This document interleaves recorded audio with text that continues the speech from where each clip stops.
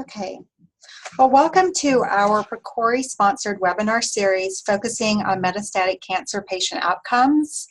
I'm Jill Peltzer. I'm an assistant professor in the School of Nursing, and Dr. Dan Welch, who is in the Department of Cancer Biology, and I have been co-leading this initiative.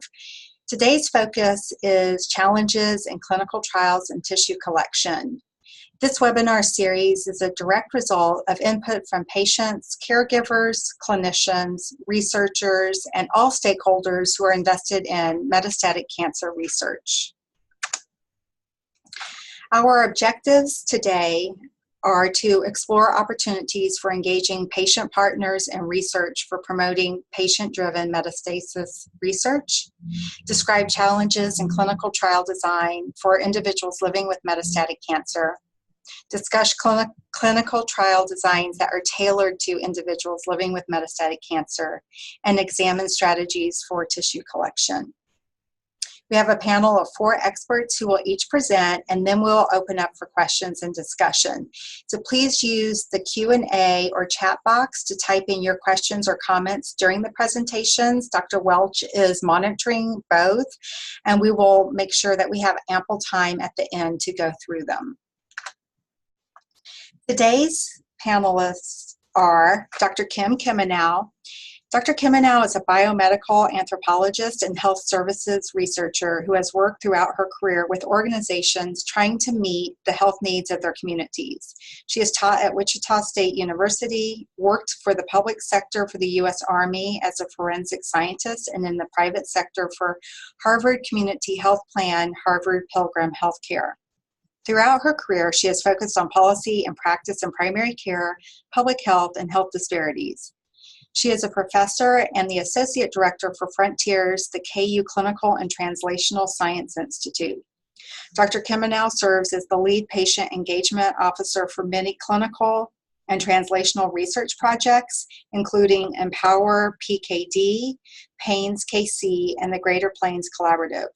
Along with patient research advocate Cheryl Jernigan and Midwest Cancer Alliance faculty and staff, she established Pivot, which is a patient and family engagement effort for the University of Kansas Cancer Center.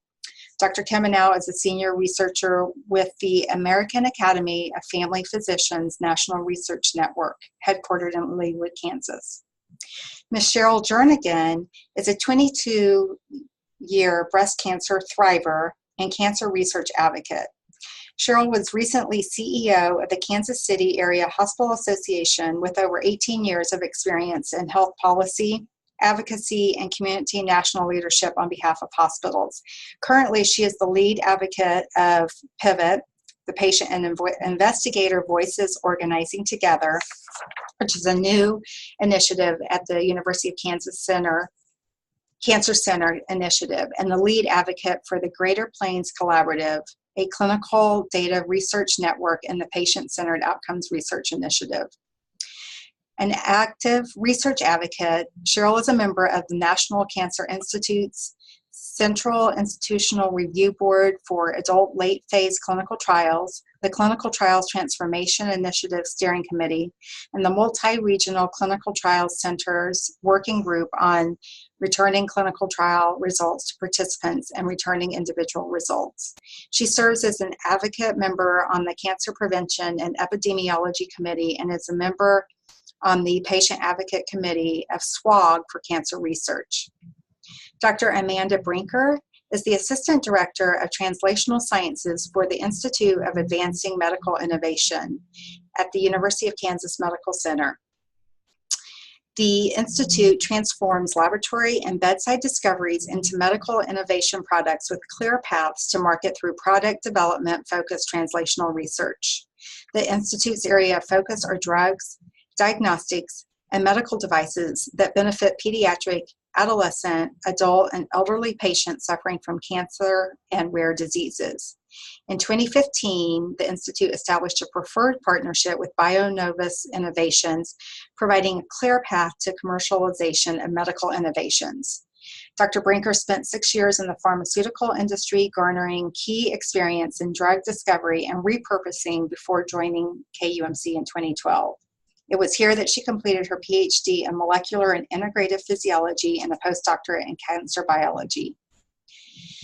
Ms. Connie Ruffenbarger is a two-time breast cancer survivor and advocate. In the early 2000s, she and a professor in the Vera Bradley Foundation for Breast Cancer Research Laboratories were attending a meeting in Indianapolis when they realized that oncologists had no source of true normal breast tissue to use as control in studies.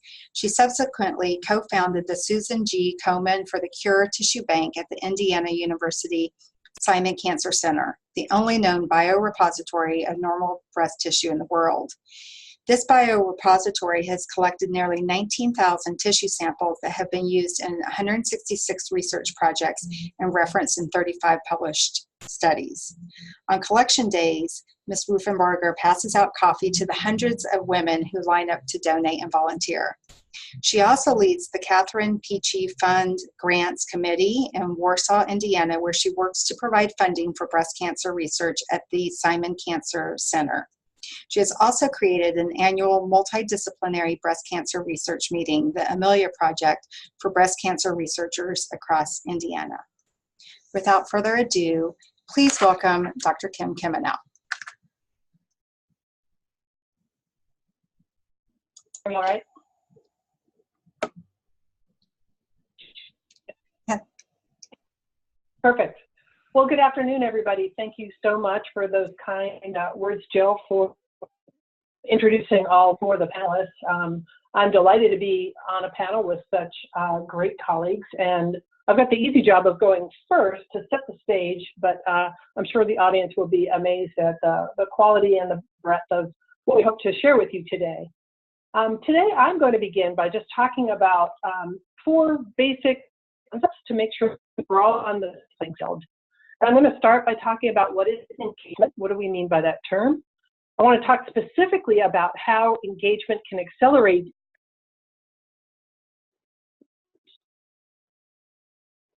help accelerate doing research differently, of engagement when it comes to cancer research, and what does it take to do, and what are some of the challenges that we face when we engage in a different way. So let's begin by looking at what is engagement. The next slide gives you a definition from Picori that I think is a really valuable one, and it's quite succinct. I usually hate reading slides, but this one I do want to read. And that is that engagement is the meaningful involvement, and I've underlined those two words, of patients, caregivers, clinicians, and other stakeholders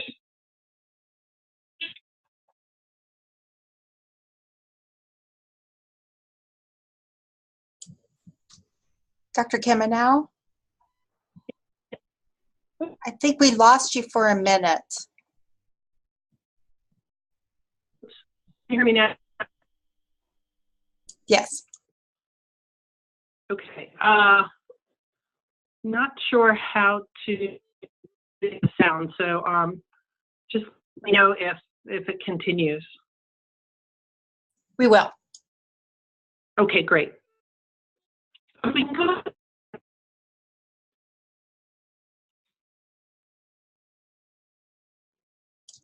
Well, Jill, can you? no, we lost you again. And I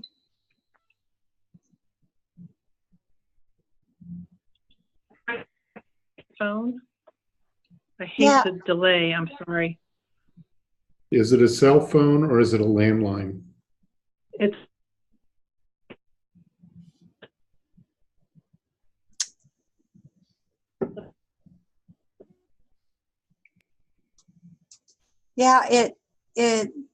you're fading in and out.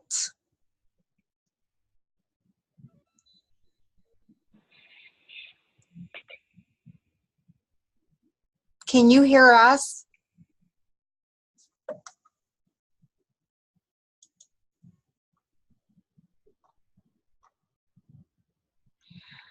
So, Dr. Kimenow, can you connect with your computer microphone?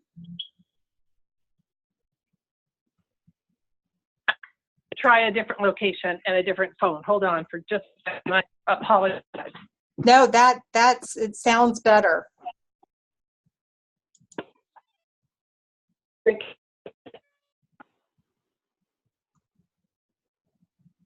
And thank you to all of our participants for being here today, and thank you for your patience as we're all navigating the Zoom webinar technical issues. Jill, can you hear me now? Yes, you sound great. Okay, I'm going to just freeze. I apologize, folks. I'm not even sure where I cut out. So, Jill, why don't you reorient me to which slide I should start with? You were giving the definition of engagement. Perfect. Thank you. Yeah. So that's 4 slides.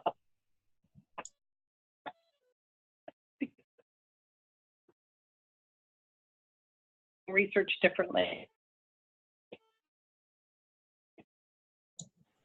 What's really quite different about engagement, and that is that the involvement of stakeholders occurs throughout the entire research process. That's from planning the study, asking the research question, to continuing to actually conduct the study, troubleshoot issues, and then finally disseminate findings to the parties who most need to hear the outcomes of research.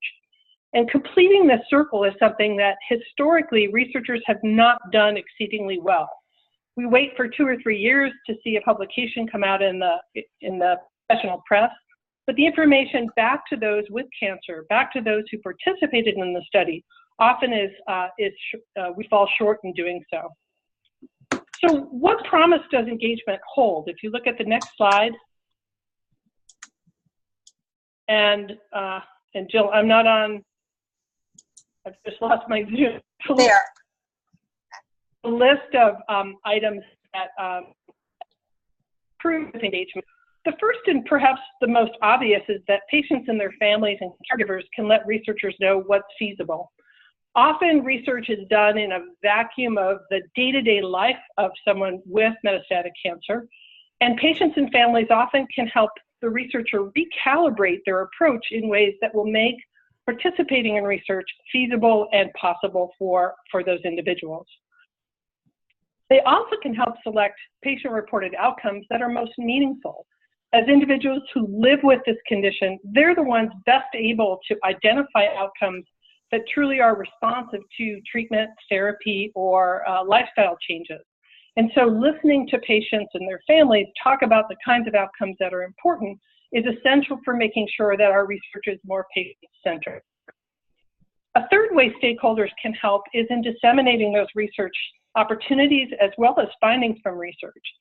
What we know is that sometimes folks are hesitant to participate in research because they may not have a strong level of trust with investigators and researchers.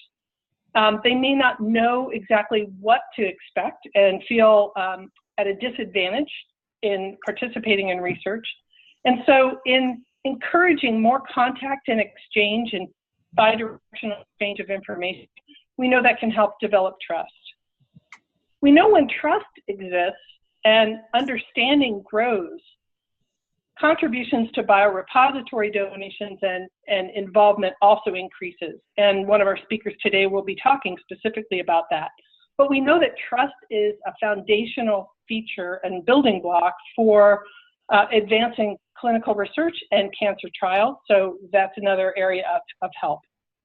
A third is that they can help increase awareness around research advocacy in helping others understand how important research is to helping seek new treatments, therapies, and care for patients with cancer. And they can also help explain that research helps patients in the future. Research is not always about an immediate impact for an individual patient, but it's a way patients can help address concerns and address the advancement of science to improve care for metastatic cancer patients. So what does it take and what are the challenges? If you can go to the next slide. And the one after that shows that the requirement is really to be passionately curious. And this actually is, and other stakeholders, that they're this engagement to work well. If you go to the next slide, I will highlight, there are plenty more than this, but these are 5 that I think are. First, as I said, trust is and among stakeholders have to occur for effective engagement. Those relationships take time, and they take time and contact, and there really is no shortcut. Another challenge is that all parties who engage with one another around cancer research need to demonstrate humility. What the cancer researcher knows is very important, but it's also important for them to listen and learn from other stakeholders.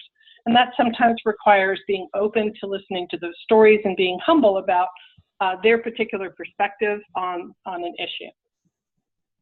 The third is that researchers and those in settings advancing cancer therapies often that's their job.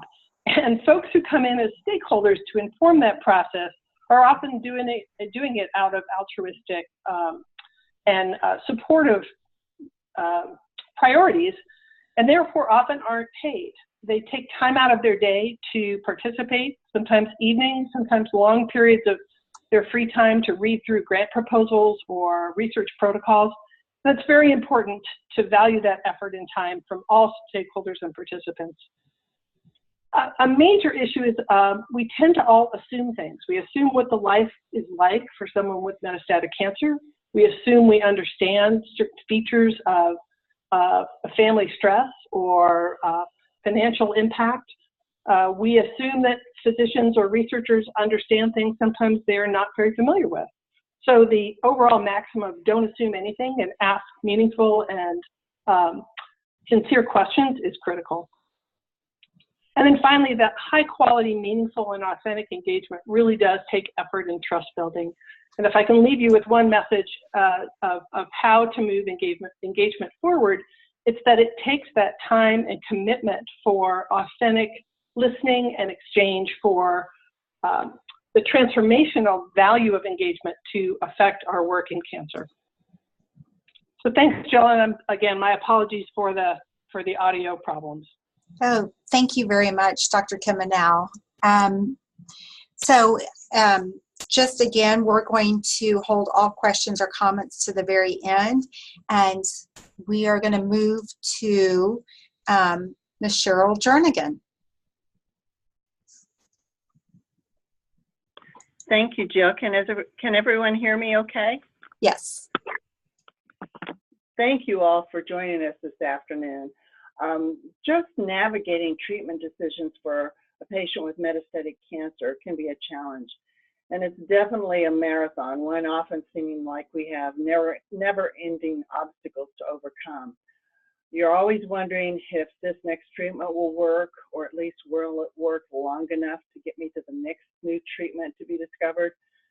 I learned a lot from some of my close friends who unfortunately eventually died from metastatic disease. I probably learned the most from taking that journey 24/7 with my husband, who died just after 12 years of living with metastatic prostate cancer last year. The key issues with clinical trials, are you moving the slides, Jill? Great, thanks, hon. With clinical trials for those with metastatic breast cancer, in many ways are similar to that of most patients. The key distinction, however, for those with metastatic disease is that cures or strategies to even stop that cancer are non-existent, or best short-lived in standard of care. Shrinking a tumor may not even matter if the test drug is just killing the less aggressive tumor cells, or the standard of care drug just killing those less aggressive tumor cells. The more aggressive tumor cells may end up continuing to grow. And some tumors are difficult to analyze or measure. For instance, tumors in the bone where dead tissue often looks like active tumor, or tumors in places that are not easily, readily, or available for biopsy. Only through clinical trials can we discover effective strategies which could make metastatic disease a chronic condition versus a deadly disease, or maybe even one day start to cure some metastatic breast cancer. Meantime, the key challenges are access, the disease's complexity, trial design, and the need to know real time, is this treatment stopping or killing my cancer? Participants are the not-so-secret sauce of successful trials, and investigators desperately want patients to join their trials quickly. So why is it so hard for patients with metastatic disease to find, access, and actually participate in potentially life-enhancing clinical trials? Well, there are several factors at play. First and foremost, actually finding clinical trials aimed at your particular cancer is like trying to find Waldo. The traditional search mechanisms like clinicaltrials.gov have not been designed for patients, and they are rarely up to date. There are currently upwards of 100 drugs in trials for various metastatic breast cancer conditions. The growing number of subtypes, however, make it challenging to discern which trial, if any, fits your specific subtype and expression levels. The good news for those patients with metastatic breast cancer compared to other kinds of cancer, there are nonprofit sites such as the one available through Metastatic Breast Cancer Network that are trying to find Waldo a lot easier. Still, finding a trial that matches your particular cancer type and genomics can be challenging. But even if you find one, there is a good chance it isn't geographically close to you. Most trials are not widely distributed. You just can't simply join them wherever you are. Your doctor or clinic needs to be participating in that particular trial, and even clinics and doctors who regularly conduct trials can't afford to participate in all of them. There is some movement towards providing access to clinical trials at a distance where the patients and perhaps their doctor may be able to meet with the research oncologists using web technology. Unfortunately, we're not there yet. Even when a trial is available, it's primarily available through cancer research centers, which are generally in large cities, and even those who live in the city or close by, these large centers aren't always easily accessible or navigated. Then there's the question of eligibility. And while efforts are being made to streamline and make these criteria less restrictive, patients with metastatic breast cancer can often be denied access or won't qualify to be eligible because they have been diagnosed and or are being treated for another cancer. Also, they may have complicating health conditions or chronic side effects from past treatments that could impact their ability to take that treatment without maybe radically impacting their health or killing them. And also, they may have undertaken a treatment already that could impact the possible effectiveness or viability of the experimental treatment. But let's say you get through all that. You find a trial, it's close to you, you qualify for it, and it's still open and accruing. You may have felt like you've won the clinical trial lottery, or at least so you thought. But can you afford it? As a patient with metastatic disease, you're already enduring mounting bills due to copays and deductibles. And if you've lived too long with that disease, you may have hit the lifetime coverage limits for your insurance. It's ironically tragic to think that this happens in our country, but it still does. And that's assuming you have insurance. And that's assuming that insurance will cover your non-research related healthcare costs when you're going through a trial. Just because you are on a clinical trial doesn't mean you get care free. Many people misunderstand that. And at best, you get the cost of the experimental drug, procedure, or treatment free. This often does not include the cost of that drug being prepared or administering it, or even addressing the symptoms that may arise because of that drug. Being in a clinical trial also has incidental expenses and may also require you and your family and friend caregivers to take time away from work or appointments for appointments and traveling to and from appointments. Navigating just metastatic cancer alone, not even considering the direct and indirect cost of clinical trial participation, can be a huge financial burden. And the longer we live, the greater that burden is. One of my dear friends had to quit her job because of the physical toll of the treatment. Due to growing financial burdens, they had to sell their family home and move into a small townhome. Her husband ultimately quit his job and took a lesser paying job that allowed him more flexibility to be with her and to better help care for her. Still, family and friends needed to step in regularly to help out with caregiving needs and expenses. Fortunately, Lisa and her husband and 2 young sons were blessed with a village of friends and family.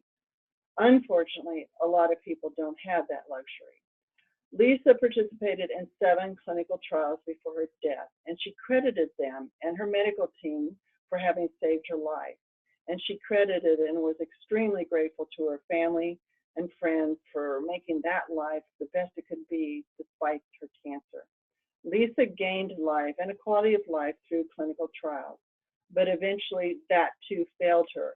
And we didn't have the standard of care option or the clinical trial option to stop her disease.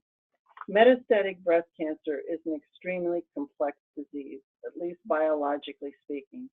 Answers have been elusive. People are living longer with metastatic disease, but the disease usually evolves over time, becoming resistant to drugs that were previously working. We do have more hope and answers than we used to have, thanks to research and clinical trials. And let us not forget the thousands, hundreds of thousands of people who volunteered to participate in clinical trials, or even if they didn't participate in clinical trials, donate their unused tumor tissue, blood, and/or clinical and research data for future use. I think Kim mentioned this in her remarks. Your tissue, blood, and patient data, even if you're not in a clinical trial, are also needed to help us more quickly and effectively find answers in research. Metastatic breast cancer is complex. And what you've seen a metastatic breast cancer cell, you've basically seen a metastatic breast cancer cell. They, like snowflake, are unique. Each person's cancer develops in its own distinctive way. Your cancer is not the same as someone else's. Even within a given patient, the cancer cells are not all the same. They are heterogeneous or diverse in their nature and the way they function. I was blown away when I first learned this, but the makeup of the cells can be different from one part of the tumor to another, and from one tumor to another in your own body. And within each person, their cancer cells are constantly evolving. These cells are laser focused on finding ways to circumvent treatment, to keep themselves alive and growing and spreading. They are constantly evolving to survive in their environment or our bodies, creating a unique, diverse, and multifaceted pathways and strategies to assure their growth, spread, survival, until death do us part. That brings us to the next challenge. Not only do we need to find new drugs and treatments, we also need to better design clinical trials to address this evolving complexity and urgent need. Currently, many clinical trials are testing only one strategy at a time. That's how we do things. Yet, the unique heterogeneous, I can't wrap my tongue around it right now, an evolving nature of metastatic disease may require employing multiple strategies simultaneously. 2 drugs may be better than 1, 3 better than 2, but which 2 or 3 drugs, how often, and what dosage, and for how long, and for who? Today, employing more than one new strategy at a time is almost unimaginable. There are complex issues, such as how do we address patient safety? And I can already imagine institutional research boards crossing their eyes over this one, not just with each of the strategies, but more importantly, what is the combined effect on toxicity and comorbidities of all of these? If successful or not, how would we assess the impact of a respective strategy, each one that we were trying out? Clinical trials also take a long time, something those who are dealing with metastatic disease are acutely aware of, that is a very limited resource. Time is of the essence. Current clinical trial design takes us too long to learn what works or not for those with metastatic disease. New approaches are being tried in design, but these are complex to do, and they're not easily or widely available to use. Time is of the essence. The impact on, next slide, Jill. The impact on treatment, or what it's having on the disease, much needs to be measured, monitored, and determined sooner, not later. We need to develop effective biomarkers to assist in identifying who is likely and/or unlikely to benefit the treatment. We can't afford to waste time or lives on treatments that are unlikely to work. Also a must, developing effective biomarkers to easily, effectively, and cost-efficiently determine if the strategy or the drug is working, and to do this sooner in the course of treatment or the clinical trial. Also, we need to consider developing a standard of care about when, how, and from where biopsies should be taken. Given all of these challenges and issues with clinical trials and collecting tissues, please next slide, Jill. Please let us know either right now in the chat section or in the question and answer period, what is uniquely critical and immediate to address in research priorities from the viewpoint of patients with metastatic disease. And finally, and this is just for your information, forward please, Joe, in case you're not already plugged in to these, here are some great online resources you may want to check out. Again, I want to thank you for joining us today and look forward to hearing your questions and comments as we move forward. Thank you all. Thank you very much, Cheryl. So now we are going to have Dr. Brinker talk to us about clinical trials. Hey, can you hear me okay? Yes. Great, and our slides are sharing oh well? Sorry, yes. Perfect. Okay, so Cheryl gave us a fantastic introduction to this, especially from the patient side. So I'm going to dive into a little bit of the biology behind metastatic cancer and using that for how we design clinical trials. So when we have any clinical trial, and this is a bit basic, but we start thinking of three basic things when we begin. And that's, what does our intervention target? What outcomes equal success? And what tools can we use to effectively measure that success? So as I said before, metastasis sort of has some unique challenges for each of these questions. And we're first going to look at what exactly does our intervention need to target when we're talking about metastasis. So remember that metastasis is a fairly large process.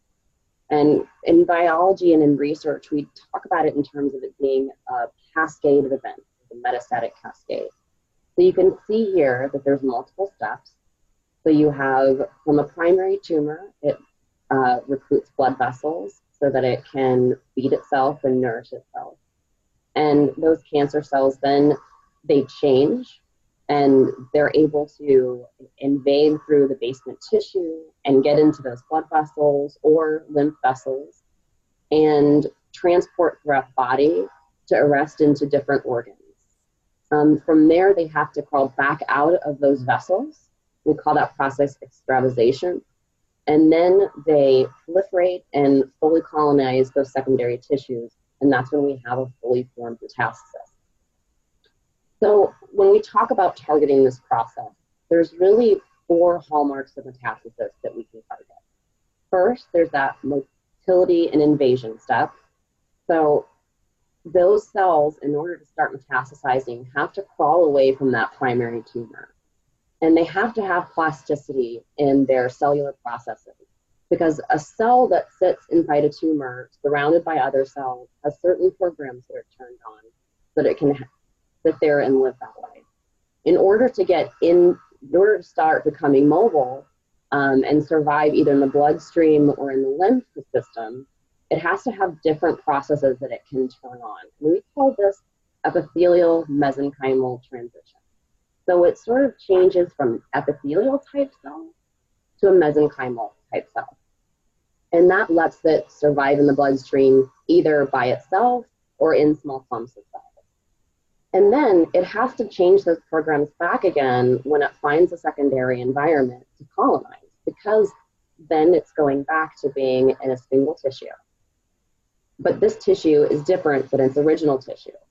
So a breast cancer cell is going to have a very different environment when it metastasizes to the brain.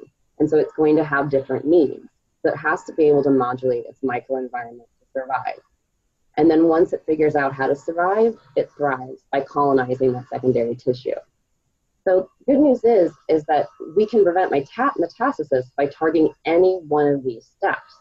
However, when you're talking about outcomes, those will be very, very different depending on which step that we actually affect with our intervention. So for instance, if we have an intervention and we can target motility and invasion, well then our outcome that we're looking for is going to be that we have no new mets, because what we're able to do is keep those cells inside of the tumor so they're no longer mobile. So in that case, we're not affecting the primary tumor, so we won't see that size differ, but we will no longer see new metastases forming. Now, if we were to affect the next step in the cascade, again, if those cells aren't able to change their programming and survive in the bloodstream or in the tissue, then we would also have no new metastases. And then if it's not able to, it can go through those first parts of the process, but it can get to that microenvironment and no longer be able to actually thrive in that microenvironment, well then we can have multiple outcomes. We can have cells that will die, and so we will have no new metastases. We could have, if we're targeting a patient that has existing mets, but we turn off their program to be able to modulate environment, we could actually shrink those existing mets or eliminate them altogether.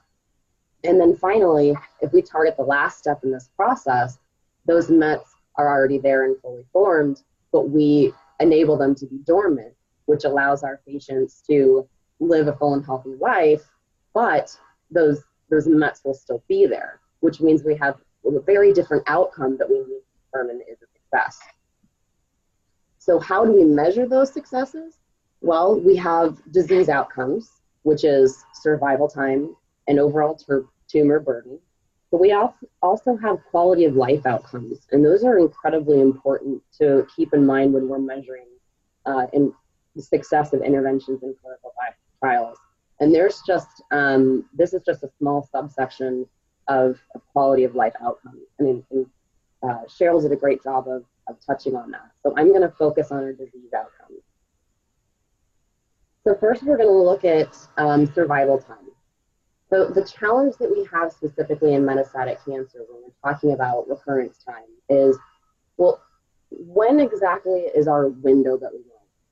So on our left here, you can see that we have time of diagnosis, and we have sort of the incidence of metastasis. But you can see that depending on where the metastasis is, it can be very different times. So for instance, brain, local recurrence, and lung metastases, you can generally see those between years 1 and 2. That's the highest incidence that you're going to see metastasis there. So if we're looking at tracking patients, we would be able to track through years 1 and 2, go out to 3 where it starts to level off and say, okay, if we have this new intervention and we're able to go out 3 years and see no incidence recurrence, we have a really good chance that we've actually had a success.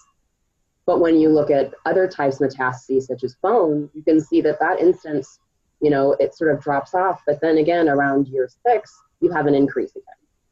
So again, depending on what type of metastasis we're looking at, and different types of cancer metastasize to different places, we'll have to adjust that time for follow-up.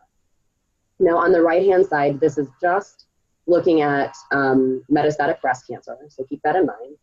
On the top right, you have recurrence-free survival, and on the bottom right, you have probability of survival. And you can see just within metastatic breast cancer alone, there's a difference between triple negative, which is a type of metastatic breast cancer, and other types of metastatic breast cancer. So if we look at designing a therapy specifically for triple negative patients, we can say between the first 5 to 6 years is going to be our critical time point to see whether or not we have effective survival. Whereas if we're having a luminal or ER positive breast cancer patient, that's a pretty steady drop. So we would need to go out 15, 16, 17 years. So some of those challenges there would be seeing, it's that follow-up becomes difficult because it's hard for patients out 16, 17 years to be coming into a site for repeat imaging. And those trials are also expensive to run. So those are just some of the unique challenges that we look at when we're talking about measuring recurrence and survival times in patients for these interventions. The other thing is that we need to expand on our criteria for looking at these figures. So right now, the standard is to use RESIST criteria. So that stands for Response Evaluation Criteria in Solid Tumors. So you can see here what happens when you have diagnosis. A patient comes in and their tumor is measured and that diameter is recorded. And when they come up for follow-up visits after their interventions, if they have that tumor shrink by a certain amount, which will be down in purple, then you call it a partial response. If it completely goes away, then you get a complete response. But if it grows bigger, then it's considered progressive disease.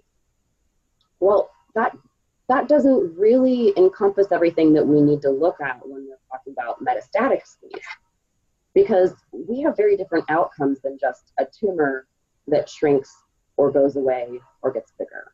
Because what we are looking at, as we talked about earlier, depending on where we're able to target, if we have dormant metastases, well then under this criteria, they would be considered stable disease and our therapy would be considered not a success.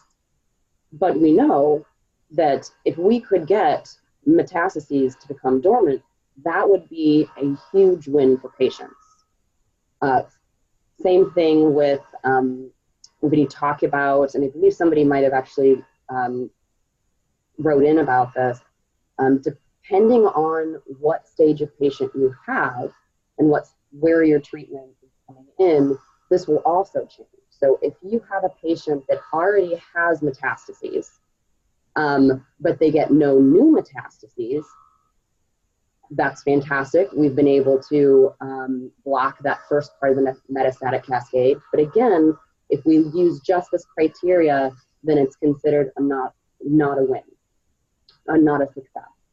So what we're doing now is we're taking this approach and we're sort of going for a 2.0 of the rules, which will help incorporate these different outcomes for metastatic patients so that we can better evaluate metastatic interventions. So the other part is actually being able to measure these outcomes. So we have imaging, which is really useful, and that's what's used for the RESIST criteria. And what we would use for a RESIST 2.0, taking into account metastatic concerns. There's also biopsies. So when we want to go in and see what's actually happening in those tumors or in those metastases, standard biopsies can be really tricky because you can see it's very time-intensive procedure. And depending on where those metastases are, if you have brain metastases, then it's going to be really hard to get to those, and it's really not feasible for patients. So there's a new technology out called a liquid biopsy. And what this does is tumors and metastases, the tumors will shed cells into the bloodstream. And we know that some of those cells could become metastases. So if we were able to block the beginning steps of metastasis, we could use a blood sample to look at how many circulating tumor cells there were in the blood vessels and see whether or not we've been able to drop that from initial readings. So we could see whether or not, even if the tumor isn't shrinking, we've been able to keep those cells from being shed from the primary tumor. So because of time, I'm going to stop there, but the standard biopsies are tough, as well as collecting, but our next speaker is going to be able to speak to some of the ways we've been getting over those challenges. Thank you very much, Dr. Brinker. And I'm going to open up our slide deck. And last but not least, we have Connie Ruffenbarger, who's going to talk about tissue collection.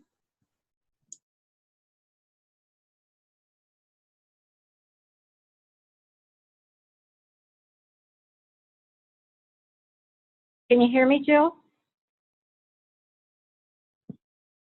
Try it again. Jill, can you hear me?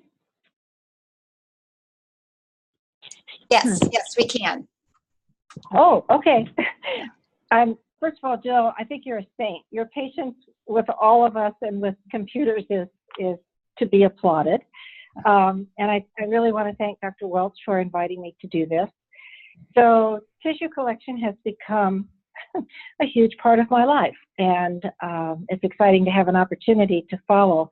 I've gathered some thoughts from the previous speakers. To Cheryl, I would say, I think maybe Waldo needs an address. Your point about accessing tissue and accessing clinical trials is a critical part of what helped us to create our biorepository. Next slide, please. Can you hear me? Okay. Since you can't see us, I have the advantage of saying that picture was taken when I was 34 years old, and I still look like that, I think 37 years later, so you can just assume that's who you're looking at. I was diagnosed the first time with breast cancer at 34 and again at 53. I only show this slide when I speak because people wonder why we do what we do. And I think if you look at those two beautiful children, I wanted to be around to raise them, and then I wanted to make sure that things were better when they got older.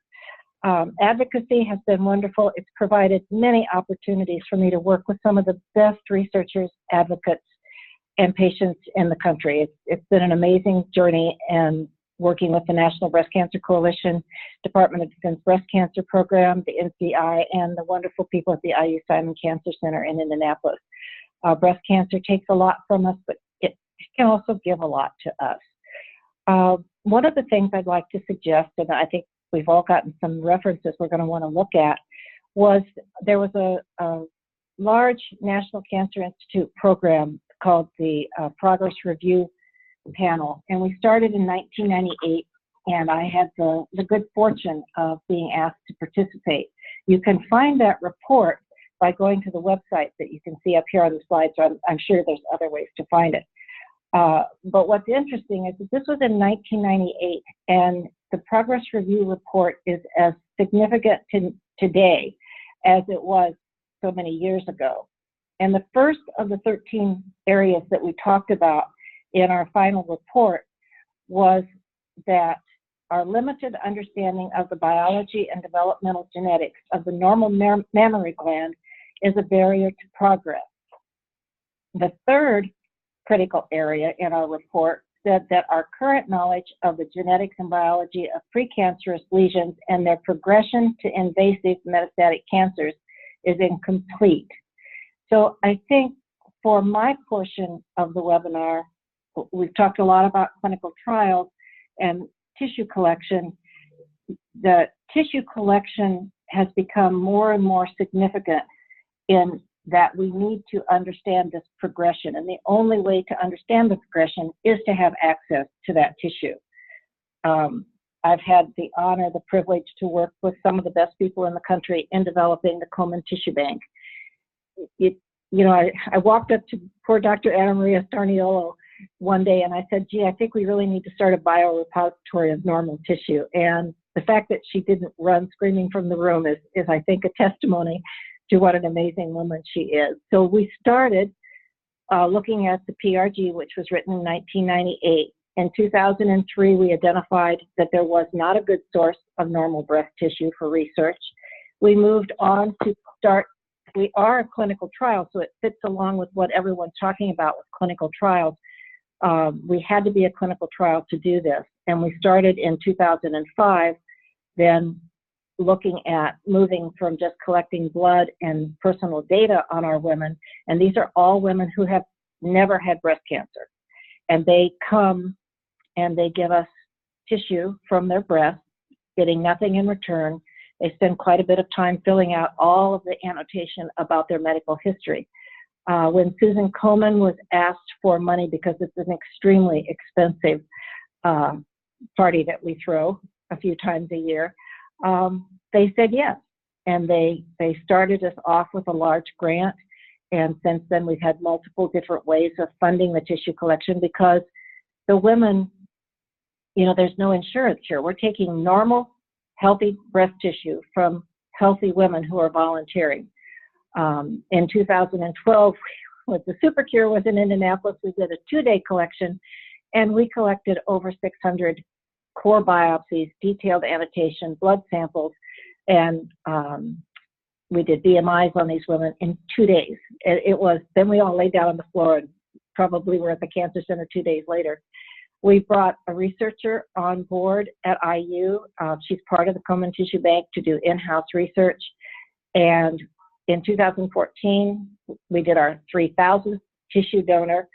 And as of now, we have 5,300 women with great ethnic diversity in our tissue bank.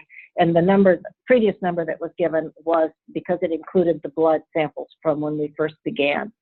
So the Komen Tissue Bank has looked at the PRG's first point, which we have to understand normal in order to understand abnormal. Next slide, please. Next slide, please. One of the things that we've talked a lot about is research and clinical trials. And from the tissue bank, one of the clinical trials that's very, very new is being done by Dr. Milan Radovich and Kathy Miller. And it's one of the first targeted clinical trials ever to be specifically targeting metastatic triple-negative breast cancer. So I wish I could give you results, but I'm just allowed to say that we have a trial. Next slide, please.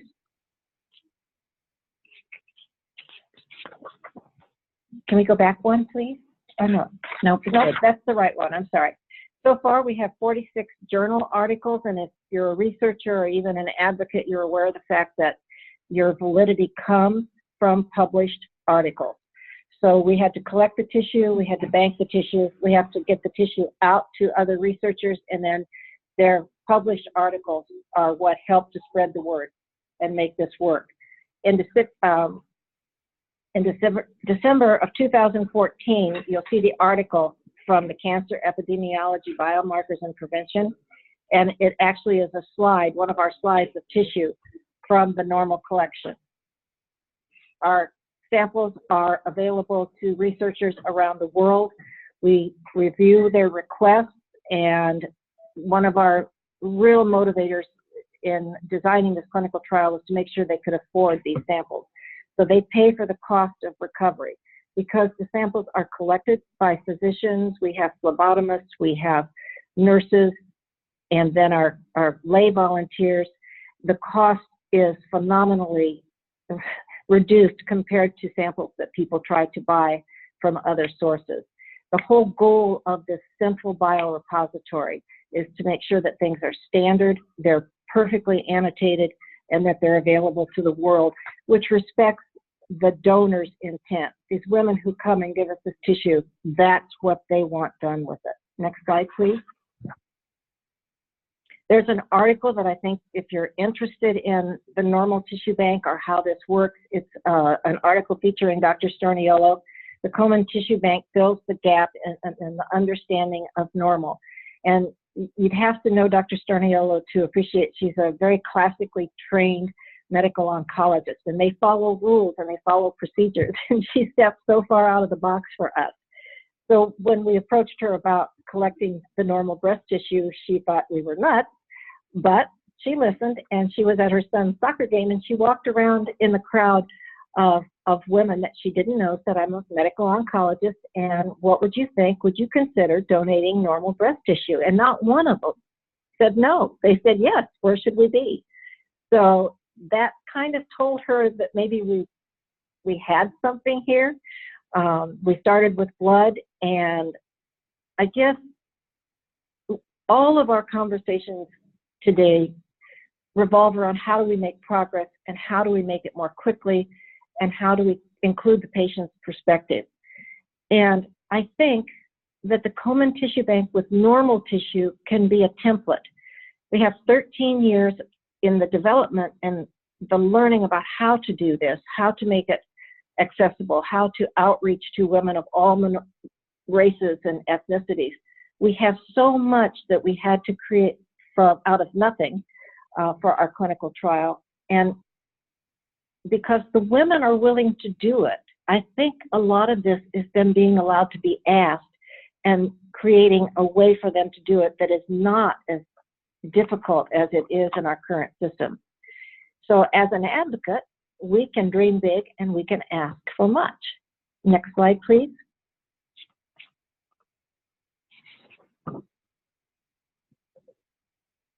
So if we're looking at the continuum from normal to metastasis, we're providing the normal for breast cancer. Other body organs and diseases would, require their own SOPs, but we have the normal available to the world. Tumor is more easily accessible because the tumor is usually excised at the time of surgery, and a lot of times that's collected for research.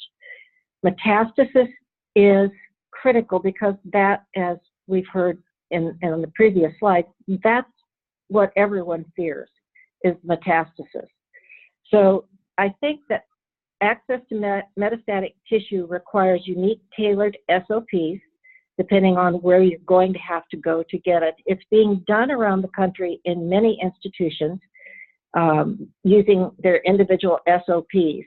The number of uniform samples required for statistical significance in research is difficult to access in metastatic disease because collecting it is more difficult. Multi-institutional sharing of tissue samples is difficult and does not ensure uniformity within the samples, how they were collected, how long before they were processed, how were they stored. The uniformity allows us to use fewer samples when our samples are pristine and there's a lot of annotation on them. I would suggest also people interested in this field read a book called Rigor Mortis. I hate the title, but it is one of the most amazing books about tissue collection and actually tells the history of how it's been done in the past that put us in the position we're in now. But I think we now have the talent, we have the technology to do things like single genotyping on tissue. We just need the tissue. And so my dream would be, with funding from the NCI, NIH, Department of Defense, or Moonshot, to create a prospective collection of metastatic tissue utilizing the SOPs for consenting, data collection, and patient medical history as developed by the KTB. We share everything online. There is nothing that we do that you can't have access to create a centralized national metastatic tissue biorepository. Perhaps one institution or two or three institutions doing it exactly in the same way where all of their patients in those institutions could have easy access to tissue donation, because without the metastatic tissue that's pristinely done and collected and available to the world, we'll never have quite enough, I don't believe, to get where we all want to be. So last slide, please. This is where our donors check out, and they check out with these beautiful smiles on their face, knowing that they've given a gift that no one else in the world has ever given. So I appreciate the opportunity to talk about the Komen Tissue Bank. I want to thank Indiana University and Susan G. Komen, and I do believe if we get a plan where we're all planning to do this together and develop the SOPs and get enough funding to do this, that we could have the same biorepository of metastatic disease tissue for research that we have with the normal. So thank you, thank you. Great. Thank you so much, Connie, and thank you to our excellent panel and to everyone who participated today in this webinar. I think we're right at 1 o'clock. I don't know, Dr. Welch, are there any questions from the Q&A that maybe it might be important to answer before we wrap up? Well, there have been several excellent questions, and I've tried to type a few answers to a few of them for which I knew things. Some are comments, and I think it's worth just spending a couple of minutes extended beyond our scheduled time, just to let people know. Comments come in about patient involvement in developing consent forms, and that's very important because participation either as a donor for things like the tissue bank and so on are critical, and many on this call are advocates, and your impact can't be understated at all. Something that I want to emphasize from Connie's presentation that she didn't really emphasize enough, even though it was a great presentation, is the entire idea for the Komen normal tissue bank was advocate driven. And the acquisition, and I'm using that as a more clinical research term, of metastatic tissues is going to have to be just as much advocate driven or patient driven. So it's really important that you speak out in that way. Other issues that came up are that access to trials should be provided to the patient rather than making the patients come to the trials. This was an issue that was addressed in one of the earlier webinars, and as part of this, you'll receive information how you can link to that if you didn't catch it. But access to trials, especially when you're not feeling well as a patient, and would have to drive a long distance and uproot your family and things like that, becomes a huge issue, both emotionally, financially, and just physically. So that's another issue that as patients and advocates, each of you can have a role. And issues related to broadening the eligibility requirements and so on are absolutely critical. And I'm going to just quote from one of the questions from Kelly Shanahan. That's that at this point, the number of prior lines of therapy render so many patients ineligible that trial sponsors want a patient with no comorbidities, newly diagnosed, and maybe 1 or 2 lines. There have been some lessening of these restrictions in recent years, but they're still not such that patients with metastatic disease have the easy enough access that they deserve. So those are a bit of editorializing on my part, but I want to open it to our other panelists if you wanted to add any points to those questions or comments.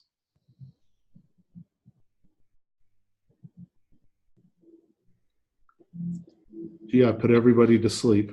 Well, no, you didn't. If we don't have any final comments from our panelists, I know we're a little past 1 o'clock and want to be mindful of everyone's time. Thank you again to an excellent panel.